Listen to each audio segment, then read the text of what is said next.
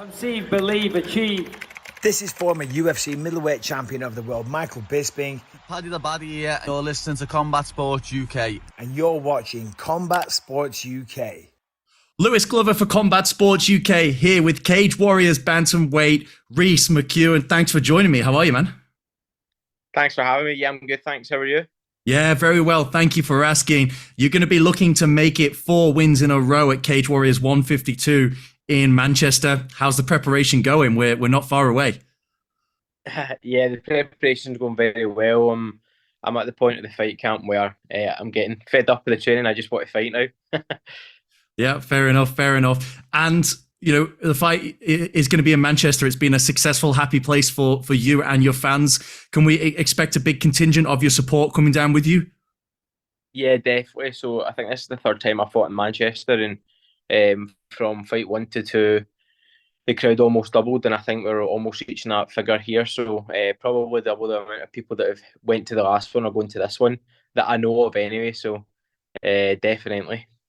Brilliant. How much does that mean to you as a fighter, knowing that you've got that massive, army of support behind you when you make the walk into the cage? Yeah, absolutely. It definitely adds an extra. It gets an extra percentage out of me, and it adds an extra piece of visualization as well when I'm thinking about the fight. So I probably sound like a broken record when I say this, but I'm extremely grateful for the support, because not everybody gets a support like that, and like I said, I'm very grateful for it, and I appreciate it so much.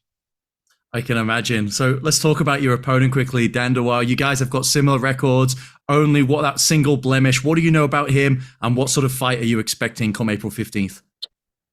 He's won the majority. I think he's won all his fights by submission, or he's finished all his victories has been via finish. And the only fight that he's lost, it was a decision loss. So he's definitely comes from a good gym. I think, obviously, anybody who watches fights, you'll see that he likes to grapple. He's a good grappler, but I anticipate a very well-rounded fighter, to be honest.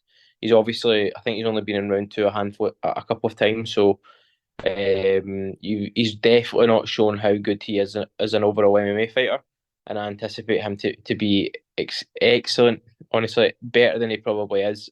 That's what I expect. I expect him to be an excellent opponent and very good everywhere. That's what I'm training for, and that's what I'm preparing for.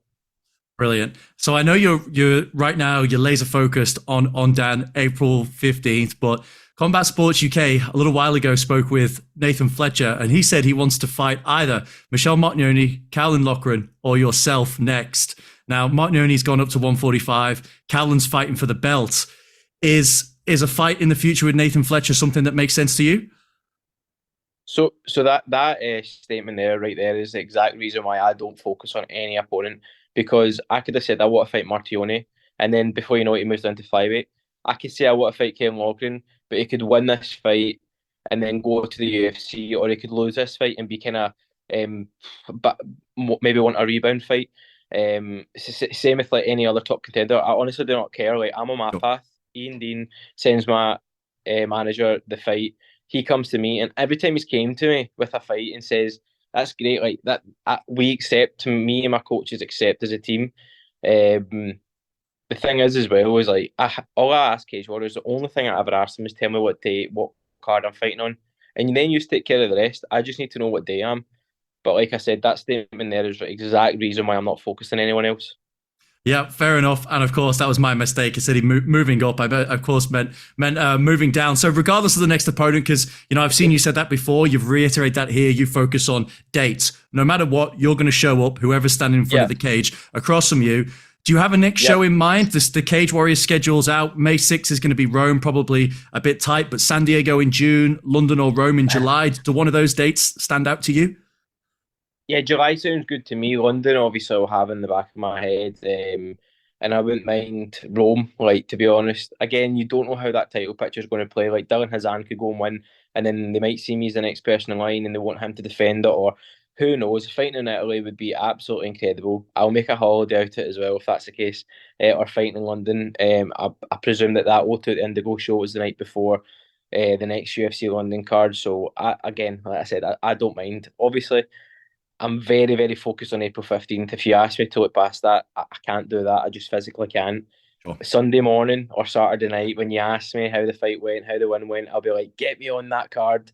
So yeah, it's a packed schedule, and I'll definitely watch the active this year. Yeah, no, that makes complete sense. Keeping that focus there on April 15th. But I got to say, I think the post-fight food and enjoyment in Rome is probably as good as it gets anywhere else. The food there is absolutely absolutely unreal.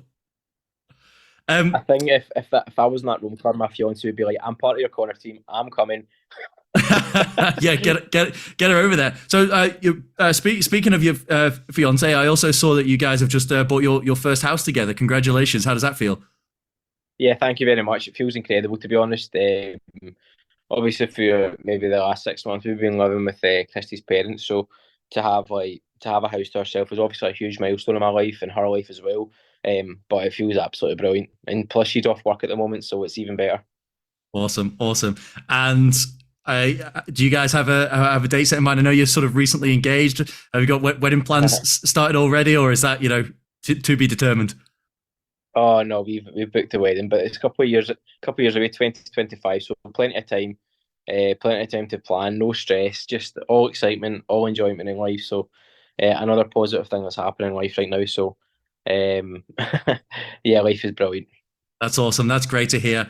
Reece, the last question I want to ask you, and I'll let you go, I really appreciate your time, is I just wanted to get your take on the MMA scene in the UK and in particular Scotland right now. There are so many talented fighters making waves across a multitude of organizations.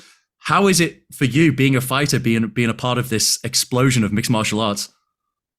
Yeah, it's absolutely incredible. To be fair, like when you watch like the UFC London cards or the names that are like poised to fight for the next card, like it's incredible, and all the like these.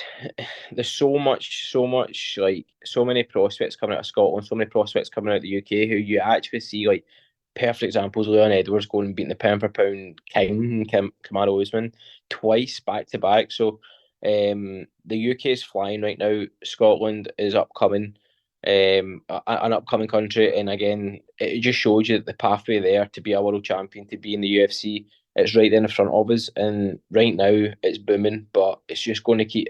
I think this is just the beginning for the whole nation. That's awesome. Okay, I said last question. One more question. Other than yourself, can you give us one name coming out of Scotland who we all need to be keeping an eye on? The first person that comes to mind is Mark Ewan. To be fair, I think I've got so much time for Mark, so much respect for skill set, and I think he's a very high level fighter that's just not able to. You know what? That's exactly why I picked Mark Ewan, because he can't seem to get a fight because nobody wants to fight him. He's had like 4 professional fights, and yeah, when you watch him fight and you watch him perform, he's very high level, and I would say Mark Ewan.